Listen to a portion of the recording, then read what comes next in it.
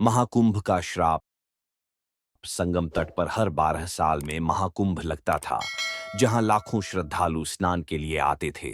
किंतु 2025 के महाकुंभ में जो हुआ, उसे याद कर लोग आज भी सिहर उठते हैं। महाकुंभ शुरू होने से कुछ दिन पहले एक बूढ़ा साधु प्रयागराज के घाटों पर घूम घूम कर लोगों को चेतावनी दे रहा था।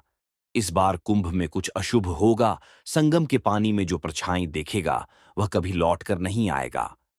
लोगों ने इसे पागल की बड़बड़ाहट समझा और उसकी बातों को नजरअंदाज कर दिया। लेकिन फिर अजीब घटनाएं होने लगीं। महाकुंभ के पहले ही दिन रात के अंधेरे में एक युवक संगम तट पर बैठा था। उसने पानी में कुछ हलचल महसूस की, जैसे कोई डूब रहा हो। जब उसने गौर से देखा तो पानी में अपनी ही परछाई के पास एक और काली आकृति नजर आई। जैसे ही उसने नजदीक जाकर देखने की कोशिश की, एक ठंडी हड्डियां जमा देने वाली हवा चली और वह युवक वहीं से गायब हो गया। अगली रात कुछ लोगों ने संगम के किनारे किसी के चीखने की आवाज सुनी, लेकिन जब वे वहां पहुंचे तो वहां कोई नहीं था। सिर्फ रेत पर गहरे खरोंच के निशान थे, मानो कोई घसीट कर पानी में खींच लिया गया हो।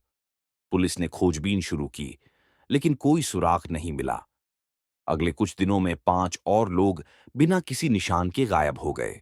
साधु की भविष्यवाणी सच हुई। अब लोगों को बूढ़े साधु की भविष्यवाणी याद आई। उन्होंने उसे खोजा, पर वह भी लापता था। घाटों पर रह रहे एक अन्य संत ने बताया कि वह साधु कोई सामान्य व्यक्ति नहीं था।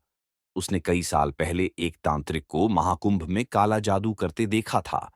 जब साधुओं ने उस तांत्रिक को रोकने की कोशिश की, तो उसने श्राप देकर खुद को जल में विसर्जित कर लिया। अब हर महाकुंभ में वह तांत्रिक जल से लौटता है और बलि लेता है, संत ने कांपते हुए कहा।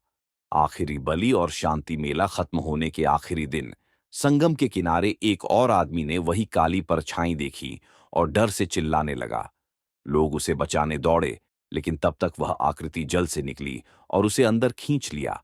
जैसे ही वह डूबा, घाटों पर पसरा खौफनाक सन्नाटा टूट गया।